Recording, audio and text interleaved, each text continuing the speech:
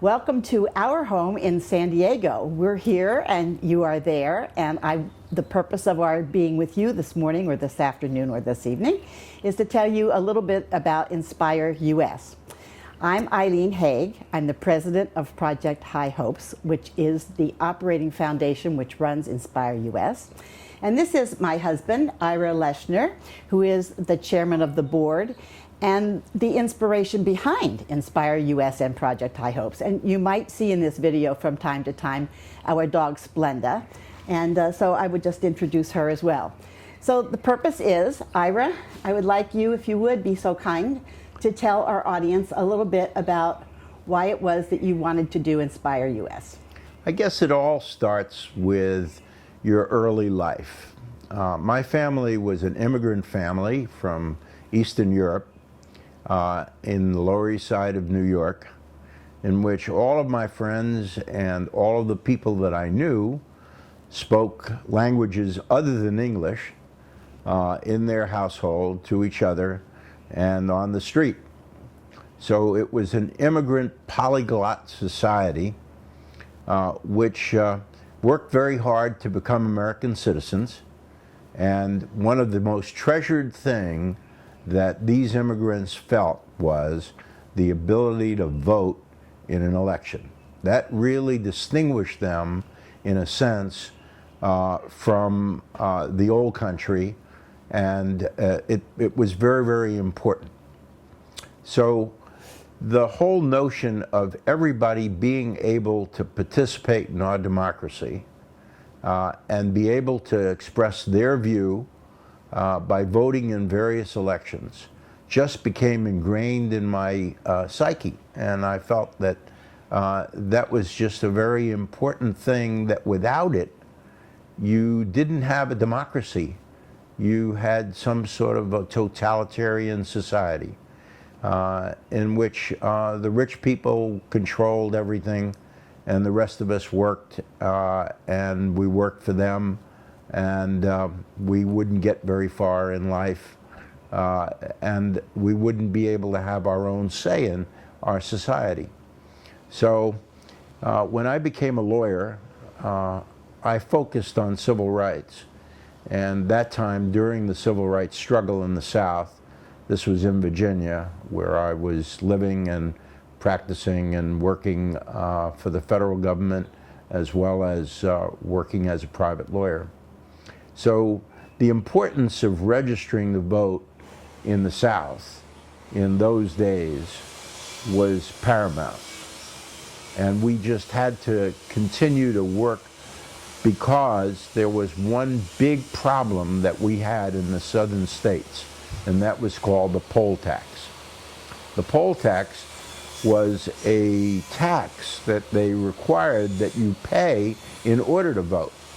So you would have to pay $2 or $5, whatever the powers that be set, in order to have the privilege to vote. And if you didn't pay the tax, you couldn't vote. Well, I imagine that you're thinking, wow, that's really pretty bad, which it was, and of course it was intended to do one thing. It was intended to keep black people from voting. So that that became a paramount objective of mine, to try to get rid of the poll tax. And I went campaigning around in Virginia for that principle, and found a woman by the name of Dorothy Hom. And Dorothy was a hard-working woman who lived in a enclave of families that were all black. None of them had ever voted because they didn't pay the poll tax. And we brought a case in the United States court that finally went to the Supreme Court. And I sat at counsel table when that case was decided unanimously by the chief judge and the judges of the United States Supreme Court, that the poll tax was unconstitutional, and that every citizen had a right to vote. And so I've been committed ever since that day to making it easier for people to vote, to have early voting, to have longer voting hours, to have an opportunity for everybody to cast their vote. And that's why we started Inspire. Okay, so Ira, I know that voting in general has always been your passion and what you think is important for our country. But why in particular did you want to do Inspire US to focus on high school voter registration? I had been working in the voting rights cases for many, many years, and registering people to vote was a sideline and an important activity that I and my friends engaged in. But every time we did it, it meant we'd register one person here and two people there and one person here. It was a very slow process, and it was very difficult to get enough people together that they would make a difference in an election. So the idea came to me several years ago that, wow, wouldn't it be something if we were able to register high school students in class and in school in a nonpartisan way, never for one party or the other, just to give opportunity to high school students to register when they were all together before they left to go to work, to go to college, to move away from their parents, etc. And so this presented an opportunity that if we could organize in every state to where people could register in high school and then stay as lifetime voters for the rest of their lives, we could change America. And young people could have an opportunity to have their voices heard on issues like climate change that's going to affect their lives going forward. Issues like marriage equality, income equality and inequality, racial discrimination, the ability to have a college education at an affordable price, not have debt that would weigh down on you for the rest of your lives. So these are all issues that young people care about, but it's not all young people who decide all these issues. So having them registered and voting could change America, and that's what you're part of.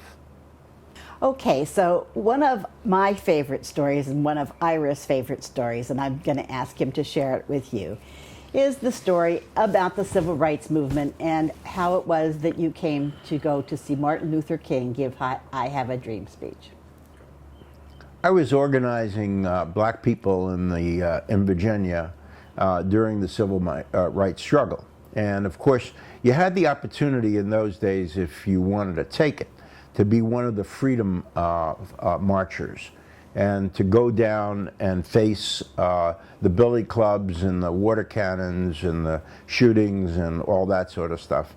I had a young baby at that time who I felt that I don't know if I wanted to risk my life under those circumstances and leave my family. But I also was scared. The notion of facing the Klan in the South. I had faced the Klan one time in a meeting that I had organized in Danville, Virginia. And they said that we had to leave town by 6 o'clock that day. And they meant business, and we got out of there as fast as we could. So I was afraid to be able to go down into the deep South and face being killed. And then Martin Luther King came along with the March on Washington. So I went there with 250,000, 300,000, I forget how many exact number of people, who went there on that day to listen to Martin Luther King. And we didn't know anything about the I Have a Dream speech, of course, in advance. And so there we were along the reflecting pool, facing the Lincoln Memorial. Martin Luther King made his great speech.